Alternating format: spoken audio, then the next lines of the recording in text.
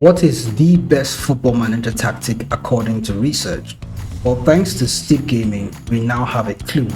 He tested over 1,500 matches in FM26 and condensed his results into three main categories: the best attacking strategy, the best defensive strategy, and the best formation with play styles. We're going to take the wealth of his knowledge and use it as a guide to build the perfect FM26 tactic. Some additional info to Steep Gaming's research: he actually did a test league where most of the players actually have attributes of 10 in most of the attributes, so it's not really a meta system.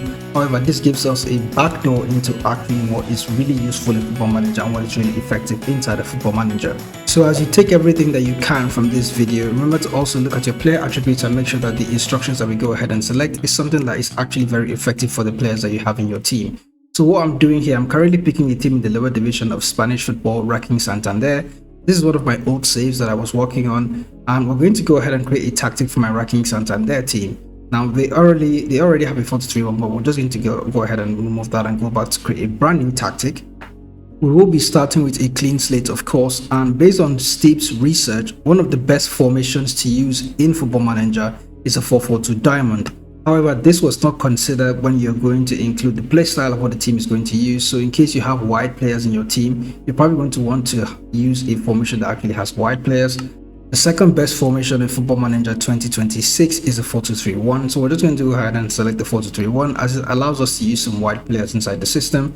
Out of possession, we can go ahead and choose the closest to it, let's say the 4-4-2 wide, and go ahead and click confirm. Now, Steep Gaming's research did not really cover the individual player roles that you want to have inside your team, so we're just going to leave that for now. Towards the ending of the video, I'm going to show you how I go about selecting player roles based on the players that we have inside the team. We're going to start off with the team instructions first. Now, based on research, here are the following best team instructions that you can have in Football Manager 2026. I'm just going to go ahead and click the all instructions here. Now, one instruction I recommend that you have in your tactic is the dribble more instruction. Just go back to dribbling here and go ahead and encourage your team to dribble a lot more. Not discourage, encourage. That is because dribbling is really overpowered this year. So just having players in your team that can dribble and then having your wide players run at the opposition's defense a lot is going to help you get a lot more goals in the game. Another attacking strategy you can use is pass into space instruction. This really helps with counterattacks and fast flowing football. So you go ahead and add the pass into space instruction. Shooting from distance was a huge problem when FM26 came out, and I think it's still a huge problem. Normally I would just leave it on balance, but for the best results in attacking strategy that you want, you're going to want your team to discourage long shots. This next attacking strategy is actually a defensive strategy, but it's somehow inside the in possession instructions. Looking at time wasting, rather than having your time wasting on standard, it is better to actually push your time wasting to less often. Just having it on less often allows your team to move the ball a bit quicker. Now, what about wasting time towards the end of games? Apparently, it turns out that you can actually go ahead and concede a lot more goals when you have your players wasting time instead of just staying defensively. What you notice is that some players will tend to just dwell on the ball a lot, and then the opposition will go ahead and press them and they'll recover possession and then go ahead and hit you on the counter attack. So it's better to just keep the ball moving all the time, so I do recommend leaving it on less often.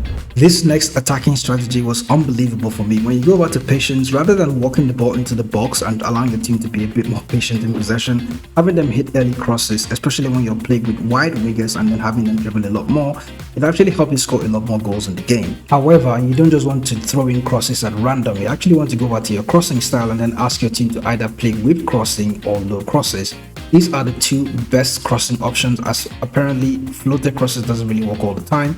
So you can just go ahead and have it on either whip crossing or low crosses. To further emphasize your team dribbling a lot and playing crosses into the box, you want to have your attacking width set to fairly wide. You can either set it to fairly wide or extremely wide to try and exploit the full width of the pitch and then have your wide players on the wings crossing the ball into the central areas.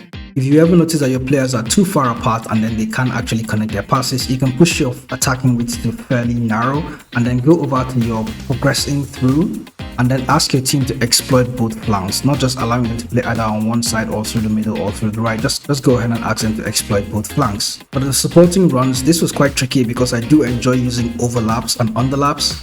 However, from research, we can see that having one underlap either on the left hand side or on the right hand side has been a lot more effective than having two underlaps set in your team. So it's better just to have one player underlapping and then the other player maybe a lot more freedom to either go on the overlap or just make a normal run.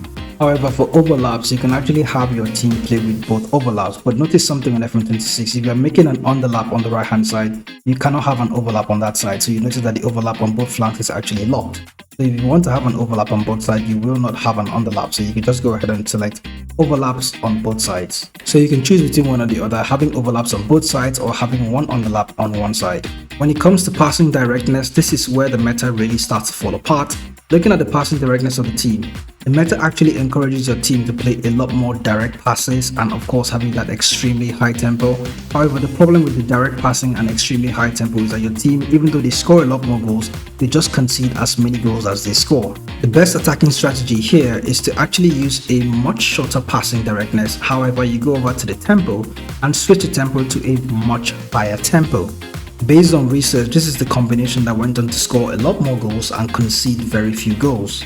The second best attacking strategy here is if you're not using the much higher tempo, you can actually keep the much shorter passing directness but push the tempo all the way down to much lower tempo.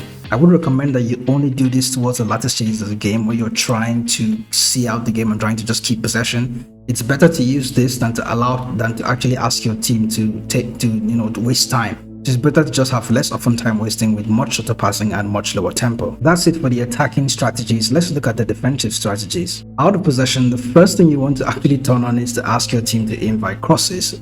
I've really suffered a lot in FM26 because of this. If you go ahead and use stop crossing, your defenders are going to try to lunge at the attack and try to win the ball back or stop them from crossing the ball. And usually they will get beat by the winger because dribbling is so overpowered this year. So just having it on invite crosses, forcing your fullback to just stay around and not try to lunge into those tackles can help you concede less goals. For tackling, you can actually leave it on standard or turn on get stuck in. According to Steve's research, you don't really get punished a lot for having get stuck in turned on. But in case you notice that you actually get sent off, you get a player sent off, go ahead and just leave it on balance. Your players will still tackle hard anyway. What you do want to do is ask your team to stay on feet because the dribblers are just going to run past your players and just have a clear shot on goal. Another defensive strategy that I struggled to accept was the defensive line. Now, usually I prefer to play with a high defensive line or even a much higher defensive line. But based on research, this is also going to concede you a lot of goals inside the game. So in case you want to reduce the number of goals that you concede, you can drop the defensive line to standard. But based on research, even the much lower defensive line is not so helpful defensively. Remember what I told you about the meta being having this defensive line on much lower?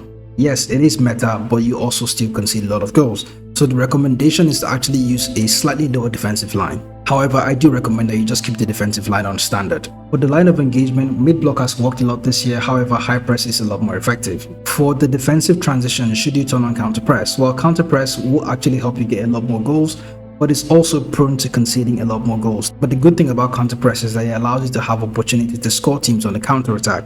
So that is kind of risk and reward that you can go ahead and take. For the trigger press, if you want to concede very few goals, it is best to leave your pressing on standard or slightly more often. However, if you want to score a lot more goals in FM26, you will want to have the much more often trigger press set.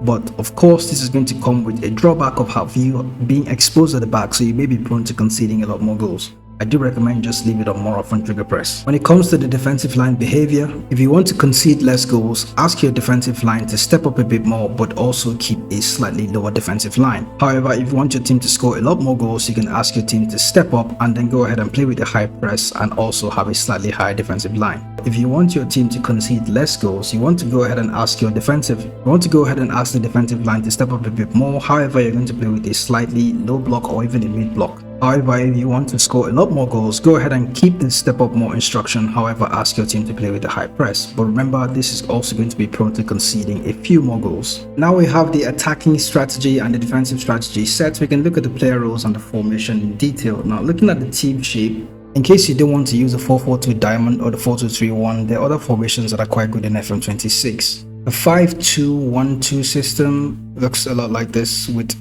three center backs and then two wingers. This is also a very good formation that you can use, and it works well coming up against the 4-2-3, which is what I noticed the AI tends to use the 4-2-3 a lot. So in case you have this shape and some of the good attacking and defensive strategies that we shared, you could be giving the AI a run for their money. Another good formation is the 4-4-2 wide. You can actually have this out of possession and then have the in possession formation look a lot like this, so you can have very good attacking players on the wide areas, try to exploit the flanks, have those two wide players attacking the wings, and then your two two center forwards latching onto those crosses. However, by far the best formation on Football Manager 2026 based on research is a 4-3-3 with just the center forward. This is going to allow you to have a lot more central control in the pitch, and then not like this. Let me just move the three central midfielders into position and then have one as a defensive midfielder, and then have the two wide players attacking the flanks and then the one center forward. You can have your fullbacks stay in the deeper position and then have them still play as wing backs if possible. This formation here, in combination with the gauge pressing style of play, is one of the best combinations on FM26. It is almost impossible to play against. For the player roles, it is best to just go ahead and choose the player, go ahead and select the player first. Once you have the player that is supposed to be in that position, let's say Andres Martin for example, go ahead and confirm his position. Once you have him in there, just hover over his player attributes like this on this circle that it's like a player icon head. Go ahead and put your mouse in there. It's going to show you the player attributes. When you go over the player attributes, you can just look at the player himself and see if the player can actually play in that position. And we have Andres Martin in here. If you look at him, he is a left-footed player. However, we have him playing on the right-hand side as a winger. He will be able to do well, but if you want him to be at his best of his ability, you want to have him playing on the left-hand side. Now, you can look at dragging him to the left-hand side. He can be a very good winger. He can run on the wide areas. If you want him to play on the right-hand side, go ahead and put him to the right and then ask him to play as maybe an inside forward or an inverted winger or an inside winger. However, remember that your team is already still playing with a very wide attacking width, so this might still be very useful, having him come inside into the central areas, and then your wing backs can actually be the ones to get forward and try to play those crosses. That is how I go about choosing the roles. I don't really think about it too much, and I always constantly change my roles anyway during games. What is the core of the system is just to have the best team instructions in place alongside the best formation that can outmatch the opposition's formation.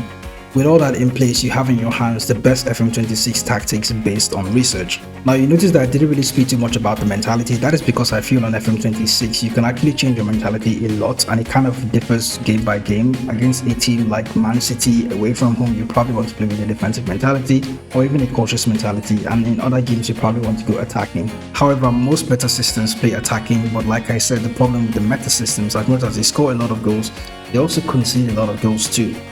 So the best strategy on FM26 is to find you a system that can help you score a lot of goals and also concede very few goals.